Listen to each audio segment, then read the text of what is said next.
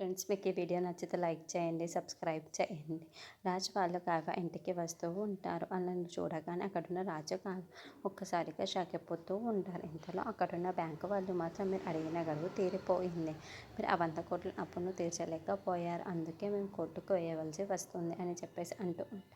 ఆ మాటలు వినగానే అక్కడున్న రాజు కావ్య వాళ్ళు అయితే ఒక్కసారిగా షాక్ అయిపోతూ ఉంటారు.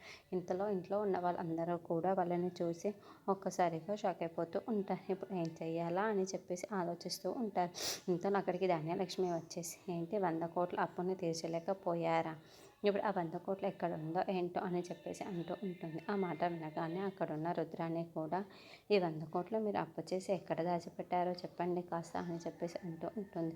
ఇంతలో అక్కడికి సుభాష్ వచ్చి, నా కొడుకు కోడలు ఎట్టి పరిస్థితుల్లోనూ వీళ్ళు అప్పు చేయలేదు, ఆ విషయం నాకు తెలుసు అని చెప్పి, ఇది నాన్నగారు చేసిన చెప్పు, నాన్నగారు నంద కంపెనీకి షూరిటీగా సైన్ చేశారు, ఇప్పుడు అదే తగిలింది మనకి అని చెప్పేసి అంటాడు. ఆ మాటలు వినగానే అక్కడున్న ధాన్యలక్ష్మి రుద్రాని ఒక్కసారిగా షాక్ అయిపోతూ ఉంటారు. వాళ్ళు ఇప్పుడు ఎలాంటి తప్పు చేయరు, అలాగే ఇప్పుడు కూడా చేయలేదు, అది గుర్తుపెట్టుకోండి మీరు ఇద్దరు అని చెప్పేసి అంటాడు.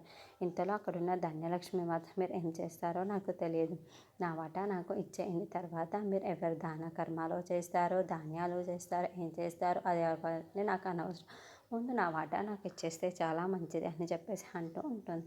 ఆ మాటలు వినగానే ఇంట్లో ఉన్న వాళ్ళందరూ అయితే ఒక్కసారిగా షాక్ అయిపోయి ధాన్యలక్ష్మి వైపుకు చూస్తూ ఉండిపోతారు.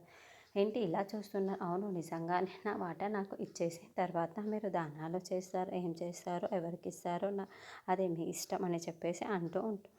అక్కడికి వాళ్ళ అత్తయ్య మామయ్య వస్తూ